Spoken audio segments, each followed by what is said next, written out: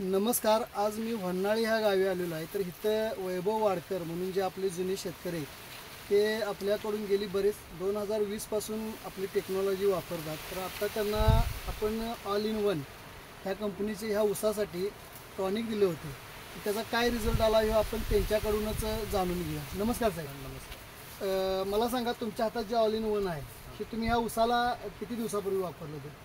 एक 2 महिन्यामागे 2 महिन्यामागे. आळवणी आळवण्यात 2 फवारण्यात 2. घेतल्यापासून तुम्हाला साईजमध्ये काय रिझल्ट जाणवतो? ऊसाची ग्रोथ म्हणा, हा. पेरांची लांबी म्हणा, हां, तिथनं उंची म्हणा, जाडी म्हणा, जाडी, पानाची रुंदी. रुंदी. मग तुम्ही आता हे वापरलं, 2 आळवण्या 2 फवारण्या यांनी घेतल्या. हां. तर ह्याच्या आधी, हे वापरायच्या आधी असा ऊस तुमचा येत होता का? कधीच नाही आलं. कधीच नाही. ही काढून लावून केलेली आहे काय?